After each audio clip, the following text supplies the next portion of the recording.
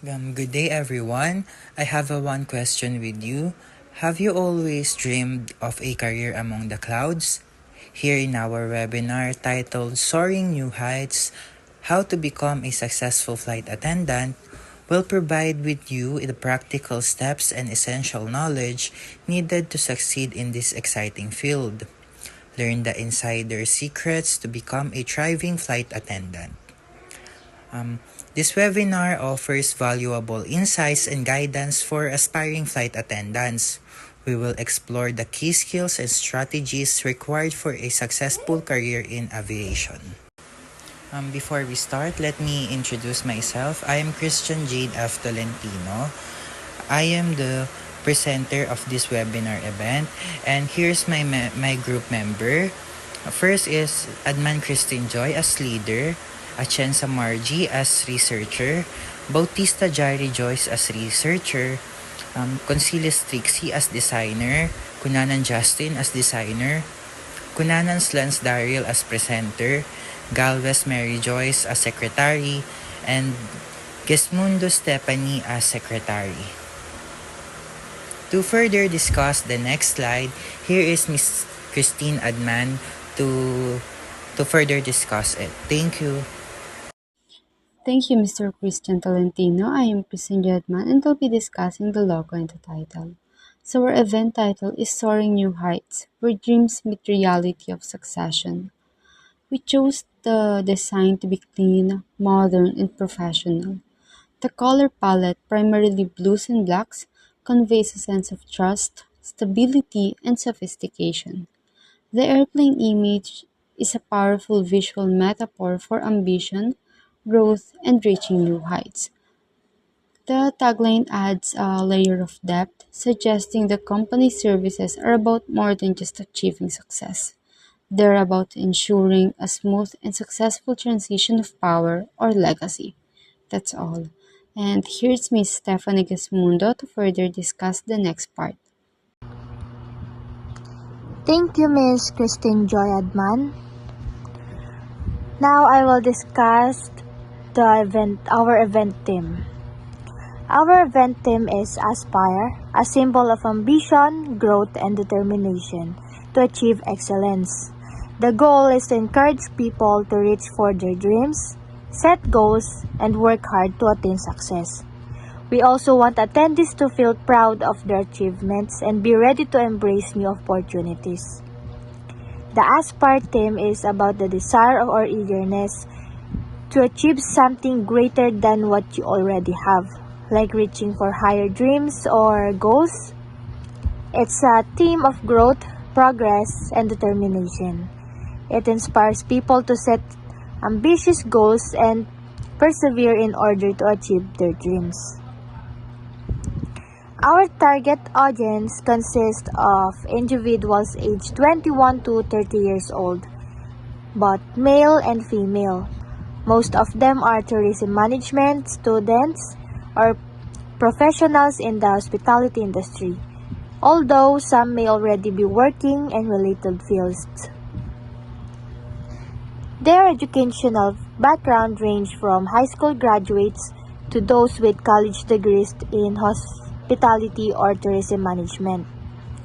Their income level is moderate with additional bonuses and allowances.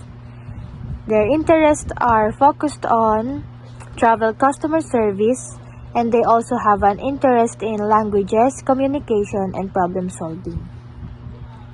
In short, our target audience is made up of young professionals and students who are ambitious about building careers in the tourism and hospitality industry with a passion for career growth and skills development. Next is Jai to further discuss the next part. Thank you, Miss Stephanie. For our objectives, first is to understand essential qualifications, skills, and personality traits required to become a successful flight attendant. Second is to learn the steps to apply for a flight attendant position, including resume building, interview preparation, and meeting airline requirements. Third is to develop strong customer service communication, and problem-solving skills to handle diverse passenger needs and in-flight challenges. Fourth is to gain knowledge of airline safety protocols, emergency procedures, and first aid to ensure passengers' well-being and compliance with regulations. Lastly, to explore ways to advance in the airline industry by maintaining professionalism, continuous learning, and seeking career growth opportunities. Next is our goal. We have three goals. First is to educate attendees on requirements and qualifications. Provide a clear overview of the educational, physical, and skill-based requirements needed to become a flight attendant. Second is to guide participants through the application and interview process. Offer practical tips on crafting and strong resume, preparing for airlines interview, and meeting industry expectation. Lastly, is to prepare attendees for training and career growth. Explain the airline training process, safety protocols, and strategies for long-term success in the aviation industry. The webinar platform will be discussed by Ms. Marijoy Galvez. Thank you po. Thank you, Ms. Jerry Joyce Bautista. Hello, everyone. Hello, sir. I am Mary Joyce Galvez, and I'll be discussing the webinar platform, and our platform is Google Meet. Today, I'll briefly explain how Google Meet can be a valuable tool for flight attendant training. Google Meet is a user-friendly and reliable video conferencing platform. It's great for hosting professional, interactive session, which is ideal for our training needs as flight attendant. The first one is screen sharing.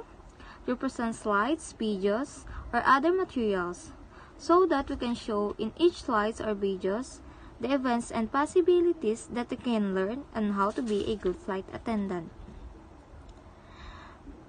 The second is breakout rooms for smaller group or large discussion or related to flight attendant skills.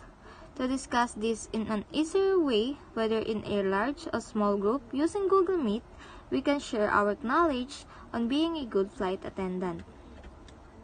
The third is Q&A function to allow attendees to ask questions in Gmeet time. It is also important that we have a Q&A to discuss what they want to know and also share experiences with aspiring flight attendants so that they can have ideas. The fourth is recording to capture the session for attendees to review later. It is also important to have recordings during discussion because we can review what was discussed and we can also share it with others. And the last is chat function for audience engagement and participation during the presentation.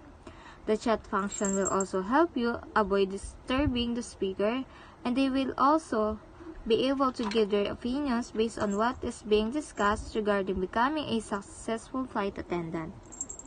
Google Meet is reliable and user-friendly option with this feature, making it ideal for a professional engaging virtual event. And this is the last of my reporting. I'll be calling Miss Kristen Joy Adman to discuss another topic. Thank you so much. Thank you, Ms. Mary Joyce Galvez. So, the event follows an organized schedule for its webinar about flight attendant profession through multiple speaker appearances combined with audience question time. So, now let's break down the flow. The program starts at 9 a.m. when Ms. Marcia Atienza leads a prayer, which establishes both concentration and reverence. The next part is for our program host, Mr. Christian Tolentino, to provide a short introduction to the event. So for the main points regarding flight attendant work will be taught by our subject specialist, Ms. Jocelyn Zaira Fabay. Guests will find four main parts in the speaker presentation, which will be complemented with individual Q&A periods for audience members to ask their questions personally. So, the first main part is the flight attendant landscape and essential skills. This segment provides detailed information about the industry along with the present trends and necessary requirements and essential abilities for professional growth. The next is the application process. The resumes and other essential application materials and how to prepare for interviews are presented as a part of the application process information in this section. And the third part is the a day in the life and on the job skills. This section presents a realistic depiction of what flight attendants experience at work by showing their daily duties and necessary abilities and obligations. The last main point is the career advancement and long term success. Thus, this section explains career advancement option in flight attendant work alongside prediction about enduring the job opportunities and opportunities to progress professionally. So the event features an open Q&A accompanied by the panel discussion, which enables participants to ask questions directly to Ms. Fabay about her presentation content. Participants gain customized knowledge through the interactive session, which generates active information exchanges between participants. So the last part is for our Miss Trixie Concelos in, to introduce all members prior to Miss Jaira Joyce Bautista giving the final remarks to end the event. So now, let me discuss to you our promotional strategies. We chose Facebook posting because nowadays, Facebook posting is more accessible to the public, and we created personalized emails for our acquaintances who dreams of becoming a flight attendant. That's all. Thank you. So, here's Mr. Lance Darrell to further discuss the next part. Thank you. Thank you, Miss Christine Joy. My topic for today is registration process. First, invitation announcement.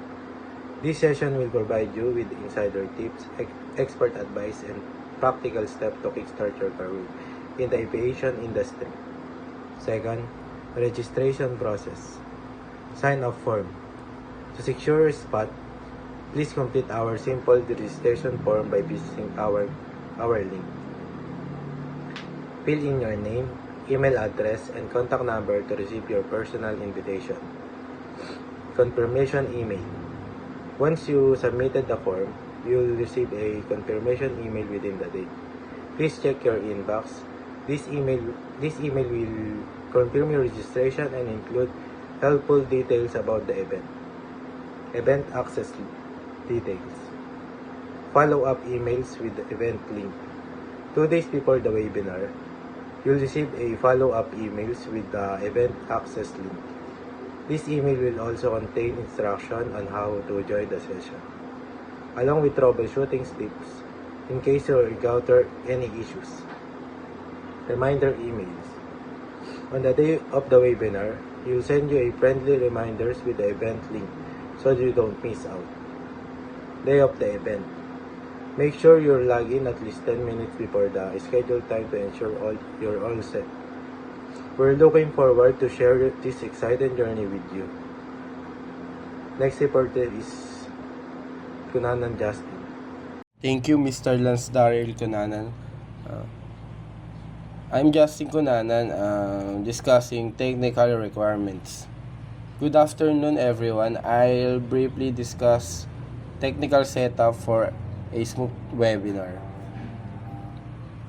Equip and hardware. We need a laptop or PC for hosting, a microphone for clear audio, a webcam for a professional look, and headphones to minimize noise. Software and platforms. We'll use Zoom as our main platform with Facebook Live as a backup. Presentation will be on a Google Slide or PowerPoint. And OBS Studio can be enhanced visuals if needed. Next is internet and backup. A stable 10 Mbps internet connection is essential, with a mobile hotspot as backup. The next one is support team.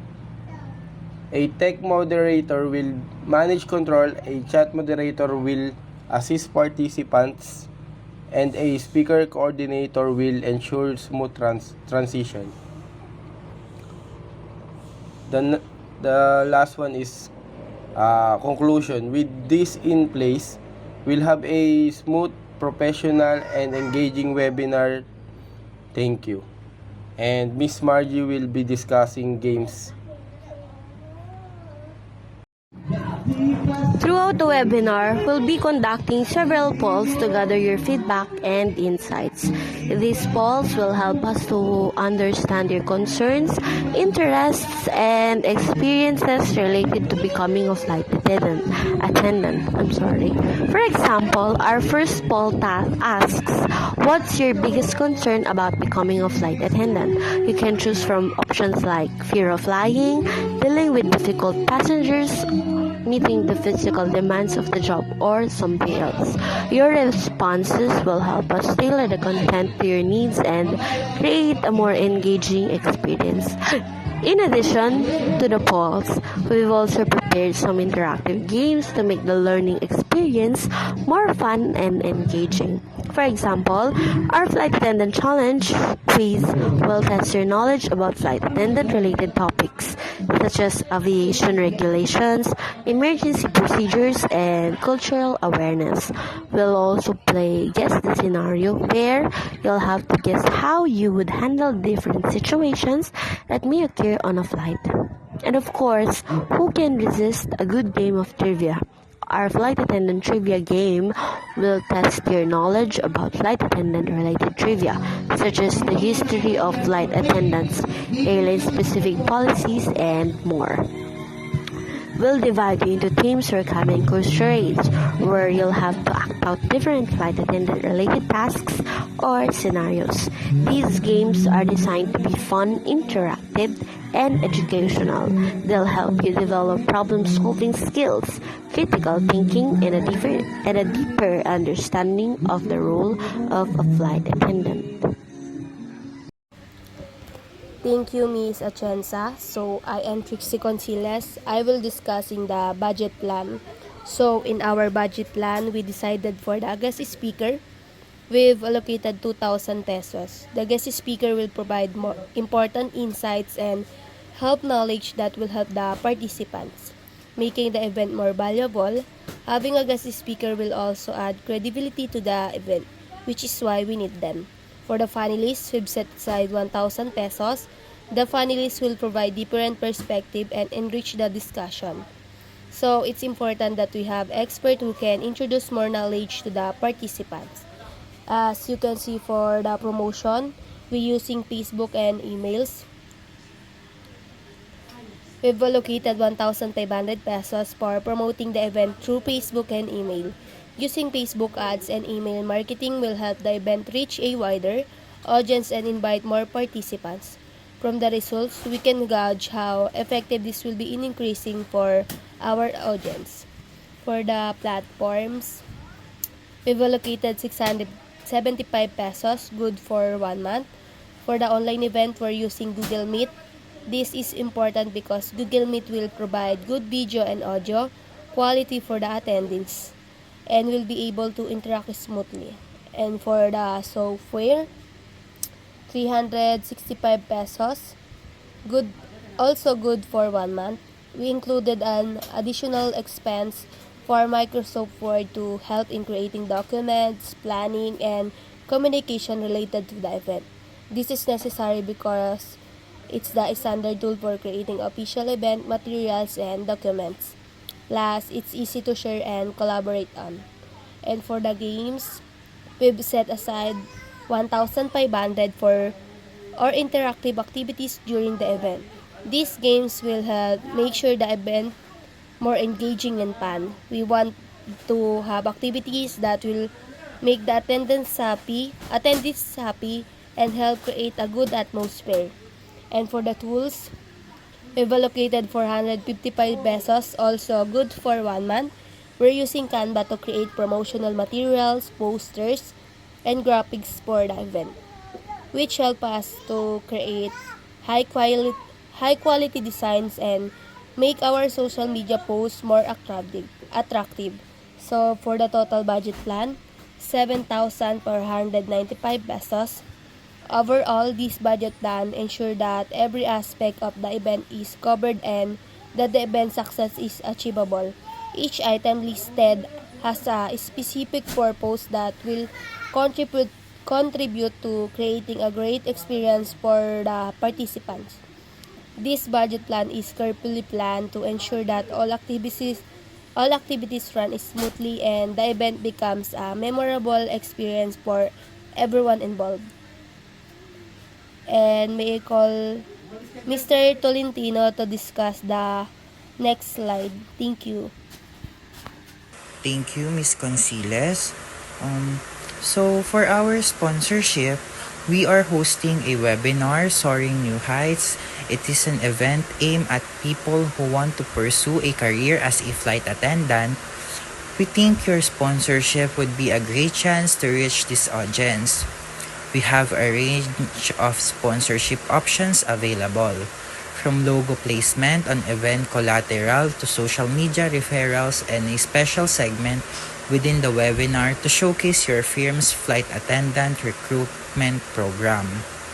Sponsoring our event will allow you to engage with a highly active audience of individuals inquiring about a career in aviation and demonstrate your interest in developing future flight attendant.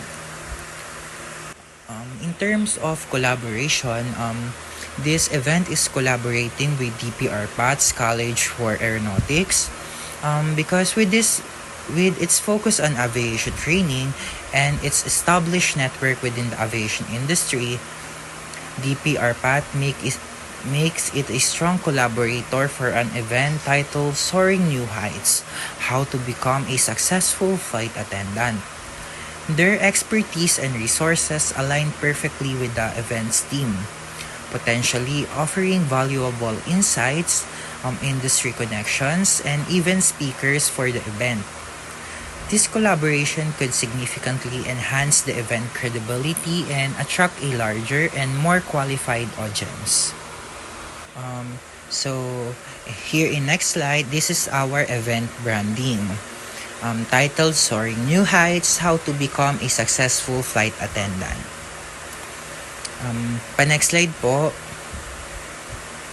While here in promotional materials, digital materials, email invitations, personalized emails sent to subscribers or target list, social media posts in Facebook, visual materials, banners, and posters.